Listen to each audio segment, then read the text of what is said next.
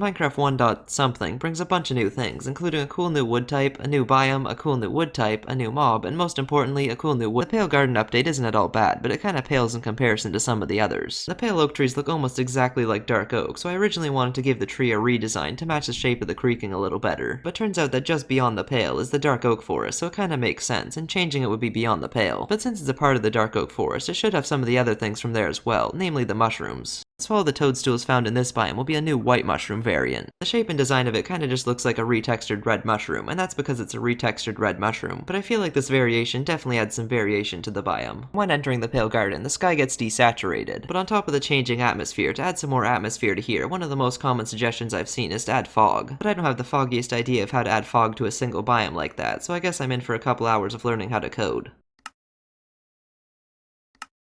And yeah, it's a pretty simple change, but it makes this place look and feel a lot more eerie. It also makes it seem even more pale, as you can't see the colors from the surrounding biomes anymore. One of my favorite concepts about this biome is that it changes at night, but other than the creaking spawning, it doesn't really change much. So the next thing I'm adding is a new plant, which kinda looks like a retextured crimson fungus, and that's because it's a retextured crimson fungus. During the day, it's gray and desaturated like everything else here, but at nighttime its pattern will light up. And even just having one thing that changes at night makes all the gray stuff seem suspicious. Don't believe me, ask the witches. And you notice these spots have a pretty similar color to the creaking's eyes, helping it to blend in even better. But speaking of the creaking, the next thing I want to add is a drop for it, which is definitely my favorite of the ideas. The main problem with making it drop something is the creaking is destroyed by removing the creaking heart, so you could farm this item a little bit too easily. So in order to replace the breaking and placing, the creaking will only drop the item when it's destroyed by daylight. Meaning instead of just breaking the heart as soon as you see it creaking, you have to survive the night with it in order to get the new item. But what is this new item, you didn't ask? As soon as it's destroyed by the sun, because the sun is a deadly laser, it'll drop another new plant. And just like the creaking, this plant will be affected by the player looking at it. So without looking at it, it's just another gray plant that kinda looks like a retextured cherry sapling.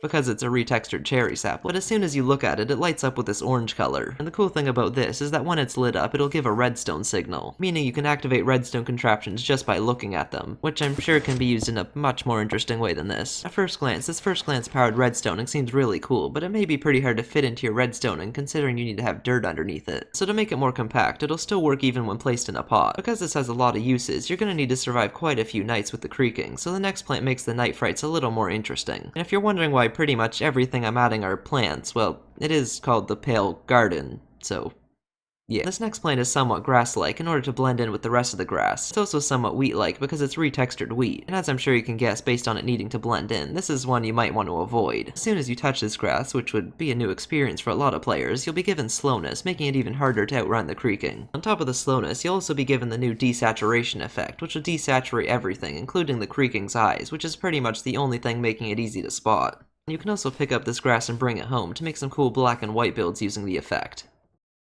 The last of the main things I added is a small structure. I didn't want to add anything too big, so I ended up deciding on an aged well that didn't age well. Like the other wells in the game, the build itself isn't all that useful, but surrounding it we have yet another plant.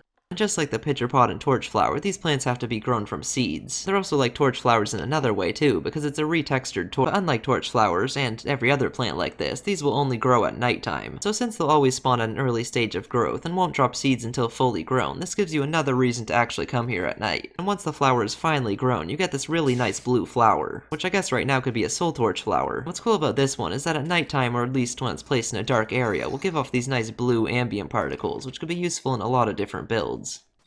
So that's all my main ideas, but there are a few small things I think should be added. The first thing I'd like to see is some interplay between the blindness effect and the creaking. Right now, even if you fully can't see it because of the effect, it still won't move because you're looking in its direction, so I think it'd be a lot better if it did. Or maybe worse, but in a good way. And the same thing should happen with the darkness effect as well, and because it kinda pulses in and out a bit, you could make some really creepy weeping angel-like things. Last and probably least, I have a couple of achievement ideas for these features. The first one you get by looking at a village with the desaturation effect, which gets you the Back in My Day achievement. Then the other one is having a white axolotl in a bucket inside the Pale Forest, which gets you the Pale Pale Pale Pal achievement. Or you can get 2 of them for the pair of Pale Pale Pale Pals achievement. Or get 16 of them with the blindness effect to get the visually impaired pile of paired Pale Pal. Okay, that's too far. So yeah, that's all my ideas for the Pale Garden. Let me know what you think of them, and bye.